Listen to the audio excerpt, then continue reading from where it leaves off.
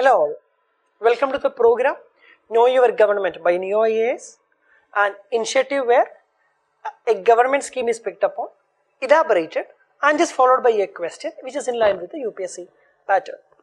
Today we will look into a scheme which is known as the Kusum scheme. Kusum scheme. Kusum basically stands for Kisan Urja Suraksha Evam Uttan Mahabhayan, is the expansion of Kusum scheme. This is a scheme, or it is basically an ambitious project to generate solar power on farmlands as well as to promote the operation of solar pumps. So, to generate solar power on farmlands as well as to promote the usage of solar pumps is one of the key objective of the Kusum program.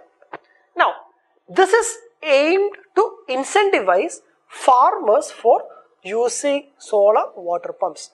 Also, when a farmer is now switching from the normal electrical or diesel pumps to a solar related water pumps, they are going to get the incentive part as well. This is again one of the second proposition under the Kusum scheme.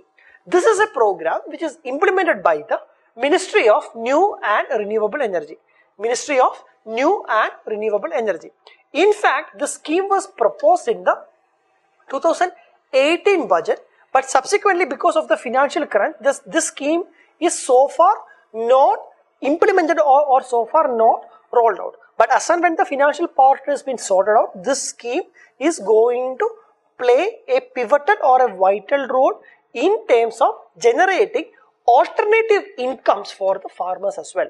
Because even if they are having a scenario where in which their agricultural products are not fetching them revenue, then they can use their farmlands to tap the solar energy is one of the key idea behind the Kusum scheme. Then the scheme's beneficiaries would have to bear. So how the cost proposition is being put up under the scheme, especially for the purchase of a solar pumps etc. 10% of the cost has to be bared by the farmers, where in which 60% would be coming as a subsidy. 60%, in that 60%, 30% of the cost will be borne by the central government, 30% of the cost will be borne by the state government, whereas the remaining 30% is something which the farmers would get as loan. I'll repeat it once more. 10% of the cost has to be borne by the farmer, 60% at subsidies, in which 30% from central government and 30% from the state government is being planned upon, and the remaining 30, because 60 plus 10 is 70, so 100 minus 70 is 30, so the remaining 30% is something which would be, or with the farmers would be able to get us loan. Then farmers can also sell back the power generated to distribution companies. Another key feature or key value adding proposition under the Kusum scheme is that if there is a scenario where the excess power has been generated, then farmers can sell this power back to the distribution companies as well, so that they are getting an additional mode of revenue. Now, what are all some of the key entities which are there in the Kusum scheme? First one is it involves installation of grid connected solar power plants, installation of the energy supply grid connected solar power plants, each of capacity up to 2 megawatt, and especially in the rural areas. So the installation of grid connected solar power plants is one of the key plan under the scheme.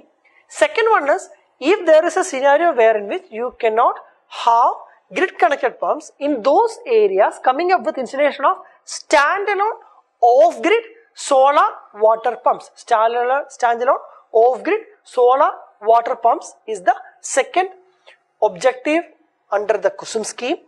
Third one is solarization of the existing grid connected agricultural pumps. Solarization of the existing grid connected agricultural pumps. So understand that under the scheme, currently if an agricultural pump is being operated by an energy source which is not based upon solar, conversion from the current usage of energy source to a solar based agricultural pump is also something which is planned under the Kusum scheme.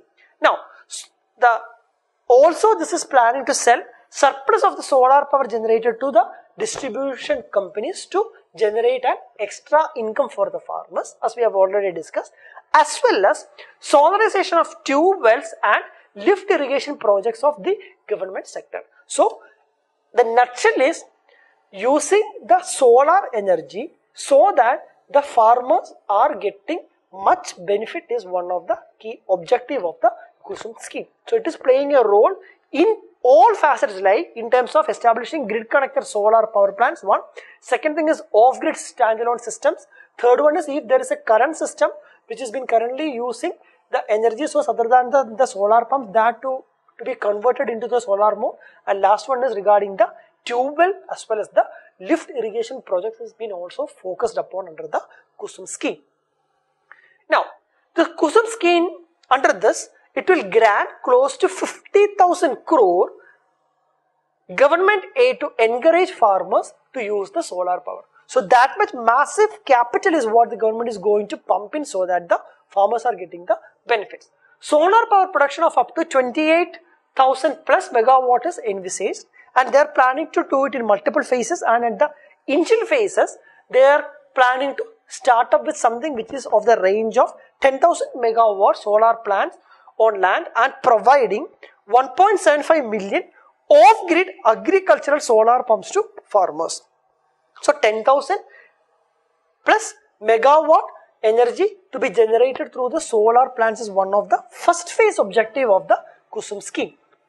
Now, the scheme which was announced to bring in a respite to farmers from high cost diesel run water pump sets and erratic power supplies. So from the erratic power supplies or the scenarios where the power predictability is not there, as well as to reduce the cost of energy consumption which has been currently on a high note, especially when we are using the diesel pumps, and converting that to the solar pumps is one of the objective. Farmer can use their barren lands, those lands which they are not cultivating because of even the climatic factors, because of even the drought factors, etc.